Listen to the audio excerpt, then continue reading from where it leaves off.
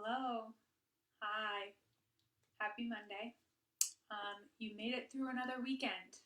Today is Monday. It's the beginning of the week, if you needed a reminder.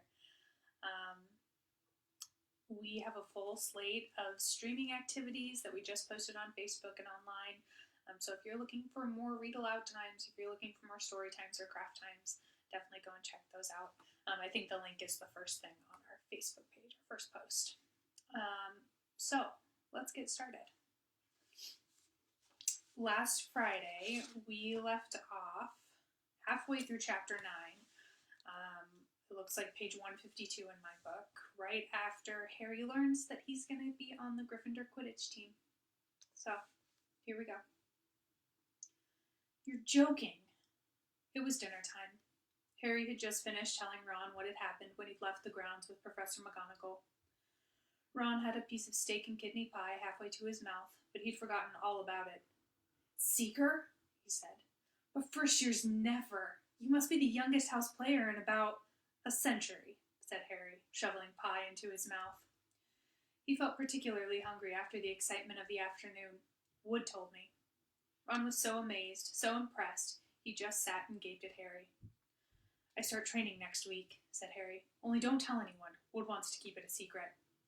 Fred and George Weasley now came into the hall, spotted Harry, and hurried over. Well done, said George in a low voice. Wood told us. We're on the team too. Beaters. I tell you, we're going to win that Quidditch Cup for sure this year, said Fred. We haven't won since Charlie left, but this year's team is going to be brilliant. You must be good, Harry. Wood was almost skipping when he told us. Anyway, we've got to go. Lee Jordan reckons he's found a new secret passageway out of the school. But it's that one behind the statue of Gregory the Smarmy that we found in our first week. See you. Fred and George had hardly disappeared when someone far less welcome turned up. Malfoy, flanked by Crabbe and Goyle. Having a last meal, Potter? When are you getting the train back to the Muggles? You're a lot braver now that you're back on the ground and you've got your little friends with you, said Harry coolly. There was, of course, nothing at all little about Crabbe and Goyle. But as the high table was full of teachers, neither of them could do more than crack their knuckles and scowl. I'd take you on any time on my own, said Malfoy. Tonight if you want. Wizard's duel. Wands only. No contact. What's the matter? Never heard of a wizard's duel before, I suppose. Of course he has, said Ron, wheeling around. I'm his second. Who's yours?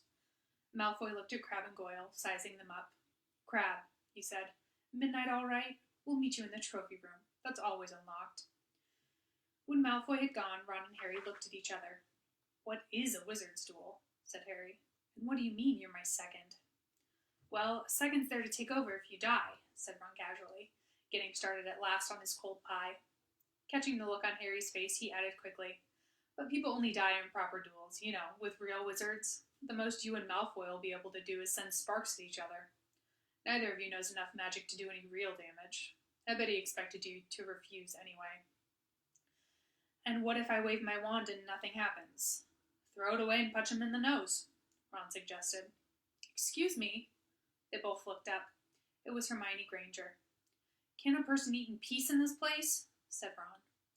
Hermione ignored him and spoke to Harry. I couldn't help overhearing what you and Malfoy were saying. Bet you could, Ron muttered. And you mustn't go wandering around the school at night. Think of the points you'll lose Gryffindor if you're caught. And you're bound to be. It's really very selfish of you. It's really none of your business, said Harry. Goodbye, said Ron. All the same, it wasn't what you'd call the perfect end to the day, Harry thought, as he lay awake much later listening to Dean and Seamus falling asleep. Neville wasn't back from the hospital wing. Ron had spent all evening giving him advice such as, if he tries to curse you, you'd better dodge it, because I can't remember how to block them. There was a very good chance they were going to get caught by Filch or Mrs. Norris, and Harry felt he was pushing his luck, breaking another school rule today. On the other hand, Malfoy's sneering face kept looming up to him out of the darkness. This was his big chance to beat Malfoy face to face. He couldn't miss it. 11:30, Ron muttered at last. We'd better go. They pulled on their bathrobes, picked up their wands, and crept across the tower room, down the spiral staircase, and into the Gryffindor common room.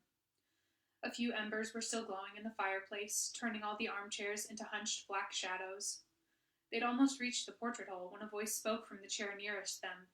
I can't believe you're doing this, Harry. A lamp flickered on. It was Hermione Granger, wearing a pink bathrobe and a frown. "You!" said Ron furiously. "Go back to bed." "I almost told your brother," Hermione snapped. "Percy, he's a prefect. He'd put a stop to this." Harry couldn't believe anyone could be so interfering.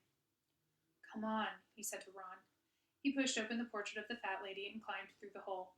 Hermione wasn't going to give up that easily. She followed Ron through the portrait hole, hissing at them like an angry goose. "Don't you care about Gryffindor? Do you only care about yourselves? I don't want Slytherin to win the House Cup, and you'll lose all the points I got from Professor McGonagall for knowing about switching spells. Go away." "All right, but I warned you. You just remember what I said when you're on the train home tomorrow. You're so—" But what they were, they didn't find out. Hermione had turned to the portrait of the fat lady to get back inside and found herself facing an empty painting. The fat lady had gone on a nighttime visit, and Hermione was locked out of Gryffindor Tower. "Now what am I going to do?" she asked shrilly. "That's your problem," said Ron. "We've got to go. We're going to be late." They hadn't even reached the end of the corridor when Hermione caught up with them. "I'm coming with you," she said. "You are not. Do you think I'm going to stand out here and wait for Filch to catch me? If he finds all three of us, I'll tell him the truth, that I was trying to stop you, and you can back me up." "You've got some nerve," said Ron loudly. "Shut up, both of you," said Harry sharply. "I heard something." It was a sort of snuffling. "Mrs. Norris?" breathed Ron, squinting through the dark. It wasn't Mrs. Norris. It was Neville. He was curled up on the floor, fast asleep, but jerked suddenly awake as they crept nearer. "Thank goodness you found me. I've been out here for hours. I couldn't remember the new password to get into bed." "Keep your voice down, Neville. The password's pig snout, but it won't help you now. The fat lady's gone off somewhere." "How's your arm?" said Harry. "Fine," said Neville, showing them. "Madame Pomfrey mended it in about a minute." "Good. Well, look, Neville. We've got to be somewhere. We'll see you later." "Don't leave me," said Neville, scrambling to his feet. "I don't want to stay here. The Bloody Baron's been past twice already." Ron looked at his watch and then glared furiously at Hermione and Neville. "If either of you get us caught, I'll never rest until I've learned that curse of the bogies Quirrell told us about and used it on you." Hermione opened her mouth, perhaps to tell Ron exactly how to use the curse of the bogies, but Harry hissed at her to be quiet and beckoned them all forward. They flitted along corridors striped with bars of moonlight from the high windows. At every turn, Harry expected to run into Filch or Mrs. Norris, but they were lucky. They sped up a staircase to the third floor and tiptoed toward the trophy room. Malfoy and Crabbe weren't there yet. The crystal trophy cases glimmered where the moonlight caught them. Cups, shields, plates, and statues winked silver and gold in the darkness. They edged along the walls, keeping their eyes on the doors at either end of the room. Harry took out his wand in case Malfoy leapt in and started at once. The minutes crept by. "He's late. Maybe he's chickened out," Ron whispered. Then a noise in the next room made them jump. Harry had only just raised his wand when they heard someone speak, and it wasn't Malfoy. "Sniff around, my sweet. They might be lurking in a corner." It was Filch speaking to Mrs. Norris. Horror-struck, Harry waved madly at the other three to follow him as quickly as possible. They scurried silently toward the door, away from Filch's voice. Neville's robes had barely whipped around the corner when they heard Filch enter the trophy room. "They're in here somewhere," they heard him mutter, "probably hiding." "This way," Harry mouthed to the others, and petrified, they began to creep down a long gallery full of suits of armor. They could hear Filch getting nearer. Neville suddenly let out a frightened squeal and broke into a run. He tripped, grabbed Ron around the waist, and the pair of them toppled right into a suit of armor. The clanging and crashing were enough to wake the whole castle. "Run!" Harry yelled, and the four of them sprinted down the gallery, not looking back to see whether Filch was following. They swung around the doorpost and galloped down one corridor then another, Harry in the lead, without any idea where they were or where they were going. They ripped through a tapestry and found themselves in a hidden passageway, hurtled along it and came out near their charms classroom, which they knew was miles from the trophy room. "I think we've lost him," Harry panted, leaning against the cold wall and wiping his forehead. Neville was bent double, wheezing and spluttering. "I told you," Hermione gasped, clutching at the stitch in her chest. "I told you." "We've got to get back to Gryffindor Tower," said Ron, "quickly as possible." "Malfoy tricked you," Hermione said to Harry. "You realize that, don't you? He was never going to meet you. Filch knew someone was going to be in the trophy room. Malfoy must have tipped him off." Harry thought she was probably right, but he wasn't going to tell her that. Let's go. It wasn't going to be that simple. They hadn't gone more than a dozen paces when a doorknob rattled and something came shooting out of a classroom in front of them. It was Peeves. He caught sight of them and gave a squeal of delight. "Shut up, Peeves, please, you'll get us thrown out." Peeves cackled. "Wandering around at midnight, ickle firsties. Tut, tut, tut. Naughty, naughty, you'll get caughty." "Not if you don't give us away, Peeves, please." "Should tell Filch I should," said Peeves in a saintly voice, but his eyes glittered wickedly. "It's for your own good, you know." "Get out of the way," snapped Ron, taking a swipe at Peeves. This was a big mistake. "Students out of bed!" Peeves bellowed. "Students out of bed down the Charms corridor!"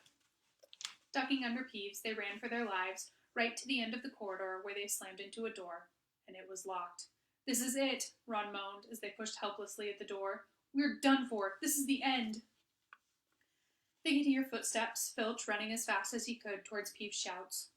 "Oh, move over," Hermione snarled. She grabbed Harry's wand, tapped the lock, and whispered, "Alohomora." The lock clicked and the door swung open. They piled through it, shut it quickly, and pressed their ears against it, listening. "Which way did they go, Peeves?" Filch was saying. "Quick, tell me." "Say please." "Don't mess with me, Peeves. Now where did they go?" "Shan't say nothing if you don't say please," said Peeves in his annoying sing-song voice. "All right, please." "Nothing. Ha ha. Told you I wouldn't say nothing if you didn't say please. Ha ha ha." And they heard the sound of Peeves whooshing away and Filch cursing in rage. "He thinks this door is locked," Harry whispered. "I think we'll be okay. Get off, Neville." For Neville had been tugging on the sleeve of Harry's bathrobe for the last minute. "What?" Harry turned around and saw, quite clearly, what. For a moment, he was sure he'd walked into a nightmare. This was too much, on top of everything that had happened so far. They weren't in a room, as he had supposed. They were in a corridor, the forbidden corridor on the 3rd floor. And now they knew why it was forbidden. They were looking straight into the eyes of a monstrous dog, a dog that filled the whole space between ceiling and floor.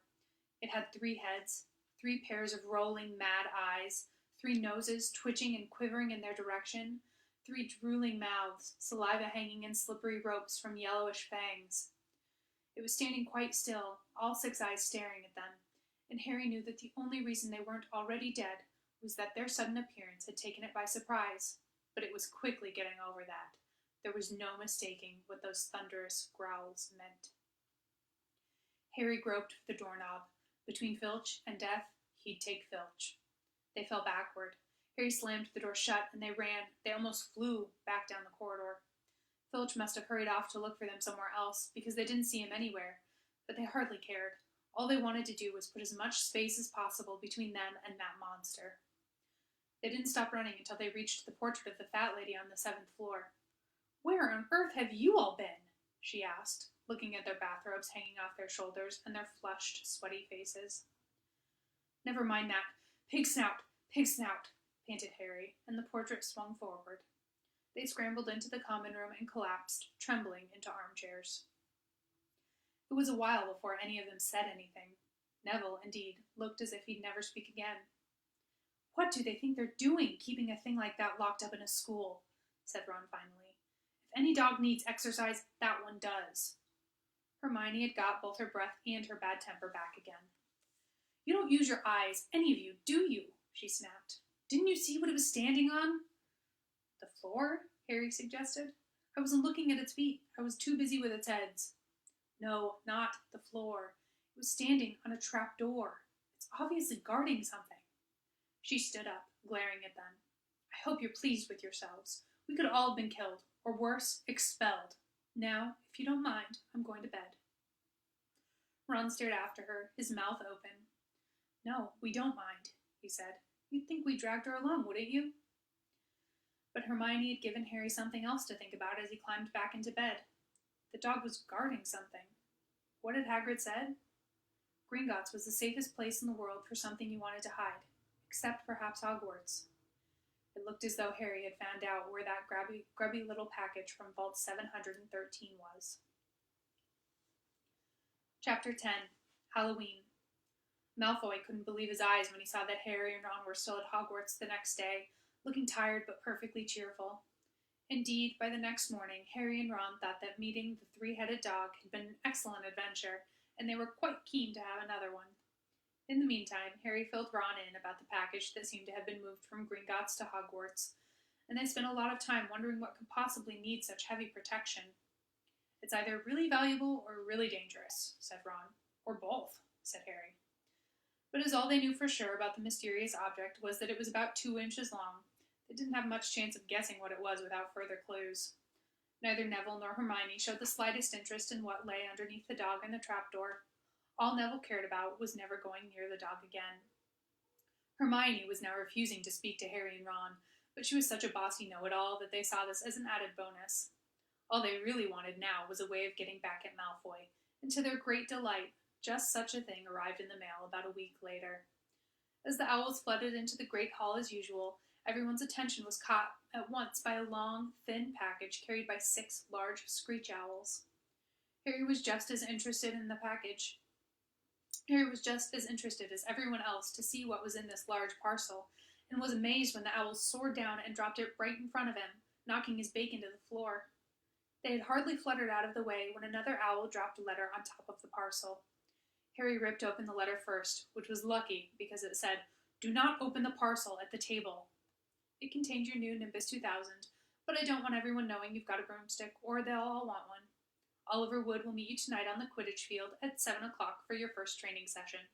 Professor M. McGonagall. Harry had difficulty hiding his glee as he handed the note to Ron to read. "A Nimbus 2000!" Ron moaned enviously. "I've never even touched one." They left the hall quickly, wanting to unwrap the broomstick in private before their first class, but halfway across the entrance hall they found the way upstairs barred by Crabbe and Goyle. Malfoy seized the package from Harry and felt it. "That's a broomstick," he said, throwing it back to Harry with a mixture of jealousy and spite on his face. "You'll be in for it this time, Potter. First years aren't allowed them." Ron couldn't resist it. "It's not any old broomstick," he said. "It's a Nimbus 2000. What did you say you've got at home, Malfoy? A Comet 260? Ron grinned at Harry. "Comets look flashy, but they're not in the same league as the Nimbus." "What would you know about it, Weasley? You couldn't afford half the handle," Malfoy snapped back. "I suppose you and your brothers have to save up twig by twig." Before Ron could answer, Professor Flitwick appeared at Malfoy's elbow. "Not arguing, I hope, boys?" he squeaked. "Potter's been sent a broomstick, Professor," said Malfoy quickly. Yes, that's right," said Professor Flitwick, beaming at Harry. "Professor McGonagall told me all about the special circumstances, Potter. And what model is it?" "A Nimbus 2000, sir," said Harry, fighting not to laugh at the look of horror on Malfoy's face. "And it's really thanks to Malfoy here that I've got it," he added. Harry and Ron headed upstairs, smothering their laughter at Malfoy's obvious rage and confusion. "Well, it's true," Harry chortled as they reached the top of the marble staircase. "If he hadn't stolen Neville's Remember-All, I wouldn't be on the team." "So I suppose you think that's a reward for breaking rules?" came an angry voice from just behind them. Hermione was stomping up the stairs, looking disapprovingly at the package in Harry's hand. "I thought you weren't speaking to us," said Harry. "Yes, don't stop now," said Ron. "It's doing us so much good." Hermione marched away with her nose in the air. Harry had a lot of trouble keeping his mind on his lessons that day. It kept wandering up to the dormitory where his new broomstick was lying under his bed, or straying off to the Quidditch field where he'd be learning to play that night. He bolted his dinner that evening without noticing what he was eating, and then rushed upstairs with Ron to unwrap the Nimbus 2000 at last. "Wow," Ron sighed as the broomstick rolled onto Harry's bedspread. Even Harry, who knew nothing about the different brooms, thought it looked wonderful. Sleek and shiny with a mahogany handle, it had a long tail of neat, straight twigs, and Nimbus 2000 written in gold near the top. As 7 o'clock drew nearer, Harry left the castle and set off in the dusk toward the Quidditch field. He'd never been inside the stadium before. Hundreds of seats were raised in stands around the field so that the spectators were high enough to see what was going on. At either end of the field were 3 golden poles with hoops on the end. They reminded Harry of the little plastic sticks Muggle children blew bubbles through, except that they were 50 feet high. Too eager to fly again to wait for Wood, Harry mounted his broomstick and kicked off from the ground. What a feeling! He swooped in and out of the goalposts and then sped up and down the field. The Nimbus 2000 turned wherever he wanted at his lightest touch. "Hey, Potter, come down!" Oliver Wood had arrived. He was carrying a large wooden crate under his arm. Harry landed next to him. "Very nice," said Wood, his eyes glinting. "I see what McGonagall meant. You really are a natural. I'm just going to teach you the rules this evening. Then you'll be joining team practice 3 times a week." He opened the crate. Inside were 4 different-sized balls. "Right," said Wood. "Now, Quidditch is easy enough to understand, even if it's not too easy to play. There are 7 players on each side. 3 of them are called chasers." 3 chasers," Harry repeated, as Wood took out a bright red ball about the size of a soccer ball. "This ball is called the quaffle," said Wood. "The chasers throw the quaffle to each other and try and get it through one of the hoops to score a goal. 10 points every time the quaffle goes through one of the hoops. Follow me?" "The chasers throw the quaffle and put it through the hoops to score," Harry recited. "So that's sort of like basketball and broomsticks with 6 hoops, isn't it?" "What's basketball?" said Wood curiously. "Never mind," said Harry quickly. "Now, there's another player on each side who's called the keeper. I'm keeper for Gryffindor. I have to fly around our hoops and stop the other team from scoring. 3 chasers, 1 keeper," said Harry, who was determined to remember it all. "And they play with the quaffle. Okay, got that. So what are they for?" He pointed at the 3 balls left inside the box. "I'll show you now," said Wood. "Take this." He handed Harry a small club, a bit like a short baseball bat. "I'm going to show you what the bludgers do," Wood said. "These 2 are the bludgers." He showed Harry 2 identical balls, jet black and slightly smaller than the red quaffle. Harry noticed that they seemed to be straining to escape the straps holding them inside the box. "Stand back," Wood warned Harry. He bent down and freed one of the bludgers. At once, the black ball rose high in the air and then pelted straight at Harry's face. Harry swung at it with the bat to stop it from breaking his nose and sent it zigzagging away into the air. It zoomed around their heads and then shot at Wood, who dived on top of it and managed to pin it to the ground. "See?" Wood panted, forcing the struggling bludger back into the crate and strapping it down safely. "The bludgers rocket around, trying to knock players off their brooms. That's why you have 2 beaters on each team. The Weasley Twins are ours. It's their job to protect their side from the bludgers and try and knock them toward the other team. So, think you've got all that? 3 chasers try and score with the quaffle. Keeper guards the goalpost. The beaters keep the bludgers away from their team." Harry reeled off. "Very good," said Wood. Have the bludgers ever killed anyone?" Harry asked, hoping he sounded offhand. "Never at Hogwarts. We've had a couple of broken jaws, but nothing worse than that. Now, the last member of the team is the Seeker. That's you. And you don't have to worry about the quaffle or the bludgers, unless they crack my head open. Don't worry, the Weasleys are more than a match for the bludgers. I mean, they're like a pair of human bludgers themselves." Wood reached into the crate and took out the 4th and last ball. Compared with the quaffle and the bludgers, it was tiny, about the size of a large walnut. It was bright gold and had little fluttering silver wings. "This," said Wood, "is the golden snitch. And it's the most important ball of the lot. It's very hard to catch because it's so fast and difficult to see. It's the Seeker's job to catch it. You've got to weave in and out of the chasers, beaters, bludgers, and quaffle to get it before the other team's Seeker, because whichever Seeker catches the snitch and wins his team an extra 150 points, so they nearly always win. That's why Seekers get fouled so much. A game of Quidditch only ends when the snitch is caught, so it can go on for ages. I think the record is 3 months. They had to keep bringing on substitutes so the players could get some sleep." "Well, that's it. Any questions?" Harry shook his head. He understood what he had to do all right. It was doing it that was going to be the problem. "We won't practice with the snitch yet," said Wood, carefully shutting it back inside the crate. "It's too dark. We might lose it. Let's try you out with a few of these." He pulled a bag of ordinary golf balls out of his pocket, and a few minutes later he and Harry were up in the air, Wood throwing the golf balls as hard as he could in every direction for Harry to catch. Harry didn't miss a single one, and Wood was delighted. After half an hour, night had really fallen, and they couldn't carry on. "That Quidditch Cup will have our name on it this year," said Wood happily as they trudged back up to the castle. "I wouldn't be surprised if you turn out better than Charlie Weasley, and he could have played for England if he hadn't gone off chasing dragons." Perhaps it was because he was now so busy, what with Quidditch practice 3 evenings a week on top of all of his homework. But Harry could hardly believe it when he realized that he'd already been at Hogwarts 2 months. The castle felt more like home than Privet Drive ever had. His lessons, too, were becoming more and more interesting now that they had mastered the basics. On Halloween morning, they woke to the delicious smell of baking pumpkin wafting through the corridors. Even better, Professor Flitwick announced in charms that he thought they were ready to start making objects fly, something they had all been dying to try since they'd seen him make Neville's toad zoom around the classroom. Professor Flitwick put the class into pairs to practice. Harry's partner was Seamus Finnegan, which was a relief because Neville had been trying to catch his eye. Ron, however, was to be working with Hermione Granger. It was hard to tell whether Ron or Hermione was angry about this. She hadn't spoken to either of them since the day Harry's broomstick had arrived. "Now don't forget that nice wrist movement we've been practicing," squeaked Professor Flitwick, perched on top of his pile of books as usual. "Swish and flick. Remember, swish and flick. And saying the magic words properly is very important, too. Never forget Wizard Barufio, who said S instead of F and found himself on the floor with a buffalo on his chest." It was very difficult. Harry and Seamus swished and flicked, but the feather they were supposed to be sending skyward just lay on the desktop. Seamus got so impatient that he prodded it with his wand and set fire to it. Harry had to put it out with his hat. Ron, at the next table, wasn't having much more luck. "Wingardium Leviosa!" he shouted, waving his long arm like a windmill.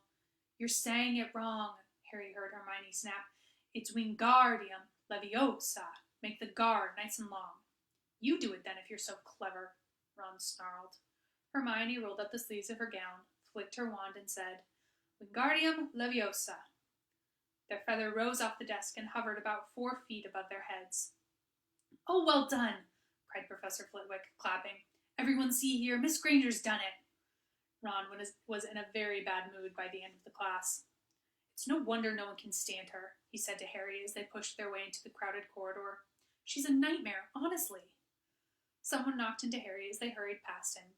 It was Hermione. Harry caught a glimpse of her face and was startled to see that she was in tears. "I think she heard you." "So?" said Ron, but he looked a bit uncomfortable. "She must have noticed she's got no friends." Hermione didn't turn up for the next class and wasn't seen all afternoon.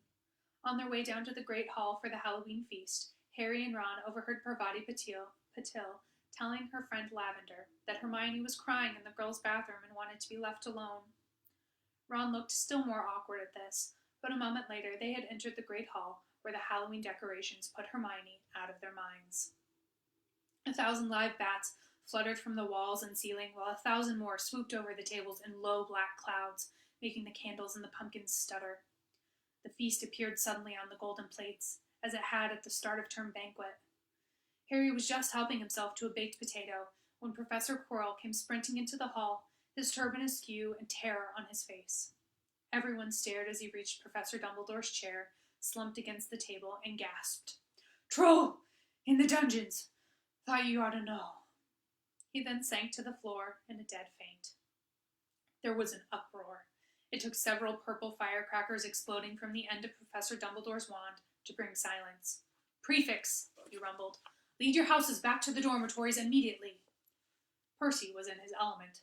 "Follow me. Stick together, first years. No need to fear the troll if you follow my orders. Stay close behind me now. Make way. First year's coming through. Excuse me, I'm a prefect." "How could a troll get in?" Harry asked as they climbed the stairs. "Don't ask me. They're supposed to be really stupid," said Ron. "Maybe Peeves let it in for a Halloween joke." They passed different groups of people hurrying in different directions. As they jostled their way through a crowd of confused Hufflepuffs, Harry suddenly grabbed Ron's arm. "I've just thought. Hermione." "What about her?" "She doesn't know about the troll." Ron bit his lip. "Oh, all right," he snapped, "but Percy better not see us." Ducking down, they joined the Hufflepuffs going the other way, slipped down a deserted side corridor, and hurried off toward the girls' bathroom. They'd just turned the corner when they heard quick footsteps behind them. "Percy!" hissed Ron, pulling Harry behind a large stone griffin. Peering around it, however, they saw not Percy, but Snape. He crossed the corridor and disappeared from view. "What's he doing?" Harry whispered. "Why isn't he down in the dungeons with the rest of the teachers?" "Search me." Quietly as possible, they crept along the next corridor after Snape's fading footsteps. "He's heading for the 3rd floor," Harry said, but Ron held up his hand. "Can you smell something?" Harry sniffed, and a foul stench reached his nostrils, a mixture of old socks and the kind of public toilet no one seems to clean. And then they heard it, a low grunting, and the shuffling footfalls of gigantic feet. Ron pointed. At the end of a passage to the left, something huge was moving toward them. They shrank into the shadows and watched as it emerged into a patch of moonlight. It was a horrible sight. 12 feet tall, its skin was a dull, granite gray, its great lumpy body like a boulder, with its small bald head perched on top like a coconut. It had short legs thick as tree trunks, with flat, horny feet. The smell coming from it was incredible. It was holding a huge wooden club which dragged along the floor because its arms were so long. The troll stopped next to a doorway and peered inside. It waggled its long ears, making up its tiny mind, then slouched slowly into the room. "The key's in the lock," Harry muttered. "We could lock it in." "Good idea," said Ron nervously. They edged toward the open door, mouths dry, praying the troll wasn't about to come out of it. With one great leap, Harry managed to grab the key, slam the door, and lock it. Yes! Flushed with their victory, they started to run back up the passage, but as they reached the corner, they heard something that made their hearts stop. A high, petrified scream, and it was coming from the chamber they'd just chained up. "Oh no," said Ron, pale as the Bloody Baron. "It's the girls' bathroom," Harry gasped. "Hermione," they said together. It was the last thing they wanted to do, but what choice did they have? Wheeling around, they sprinted back to the door and turned the key, fumbling in their panic. Harry pulled the door open, and they ran inside. Hermione Granger was shrinking against the wall opposite, looking as if she was about to faint. The troll was advancing on her, knocking the sinks off the wall as it went. "Confuse it," Harry said desperately to Ron, and, seizing a tap, he threw it as hard as he could against the wall. The troll stopped a few feet from Hermione. It lumbered around, blinking stupidly, to see what had made the noise. Its mean little eyes saw Harry.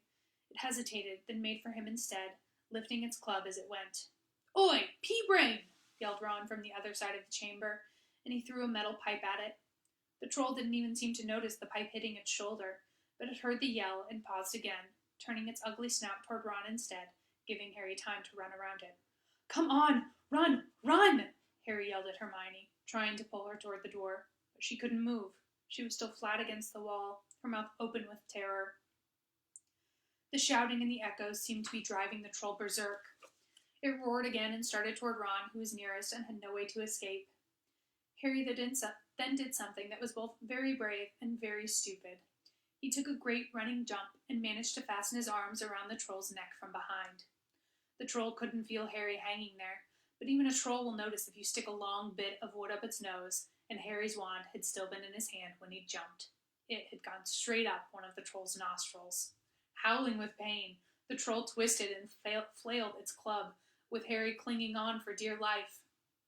Any second, the troll was going to rip him off or catch him a terrible blow with the club. Hermione had sunk to the floor in fright. Ron pulled out his own wand. Not knowing what he was going to do, he heard himself cry the first spell that came into his head. "Wingardium Leviosa!" The club flew suddenly out of the troll's hand, rose high up into the air, turned slowly over, and dropped, with a sickening crack, onto its owner's head. The troll swayed on the spot, and then fell flat on its face, with a thud that made the whole room tremble. Harry got to his feet. He was shaking and out of breath. Ron was standing there with his wand still raised, staring at what he had done.